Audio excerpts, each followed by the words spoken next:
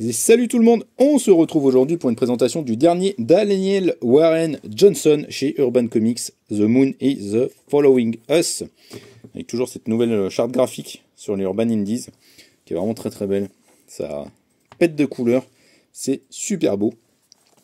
Daniel Warren Johnson dans The Moon is Following Us, comme j'ai envie de dire à l'habitude finalement, l'auteur, l'artiste, eh bien il nous conte l'histoire d'une famille, et des drames personnels qu'ils vivent, mais en le faisant d'une manière complètement épique, en nous baladant dans un environnement neuf, très fantastique, très fantasy, inspiré autant des créations de Kirby que des créations de Miyazaki. Ici, on va suivre deux parents, que vous voyez juste ici, qui sont en armure, et qui cherchent à tout prix à sauver leur fille, qui est endormie depuis des mois. Il va y avoir un twist, en fait, on va se rendre compte que finalement, ils se baladent dans les rêves de leur fille.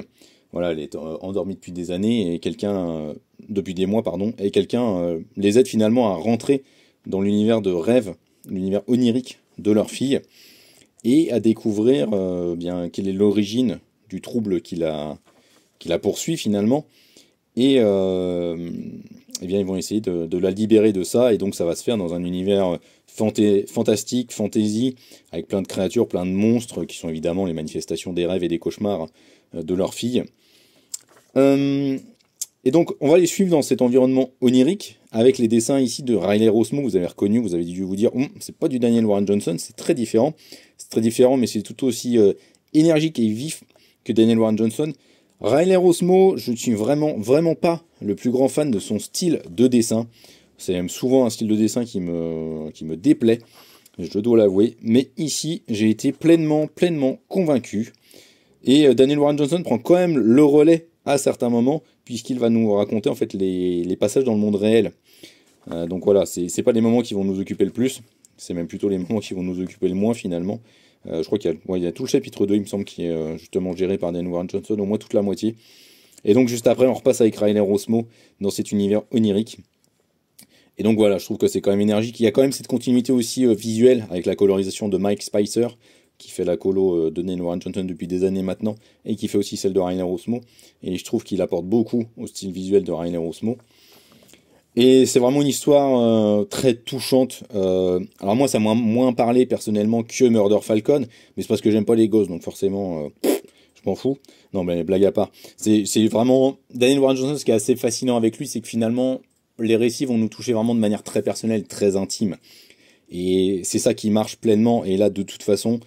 on peut être que cueilli parce que voilà, à travers cette lutte pour des parents, pour réveiller leur fille, il y a tout un tas de trucs derrière, tout un tas de métaphores qui se font sur les traumas en fait que chacun porte en lui et les traumas que les parents finalement transmettent à leurs enfants sans le vouloir, hein, complètement inconsciemment. Mais fondamentalement, en se baladant dans les rêves de leur fille, ils vont se rendre compte qu'en fait, ils lui ont transmis plein de traumas qui leur appartiennent. Des choses, j'ai envie de dire... un peu innocentes, un peu qui peuvent être superficielles, mais d'autres choses beaucoup plus graves et qui touchent beaucoup plus à l'intime et à qui on est psychologiquement et à ce qu'on a vécu et comment on le transfère en fait finalement inconsciemment à nos enfants. Et donc c'est vraiment ultra puissant dans le discours et dans tout ce que ça développe et tout ce que ça déroule. C'est vraiment une pépite encore une fois de Daniel Warren Johnson. Foncez dessus.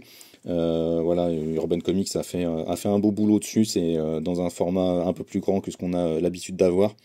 Et donc vraiment, encore une fois, une pépite de Daniel Warren Johnson, ici accompagné par Riley Rossmo au dessin.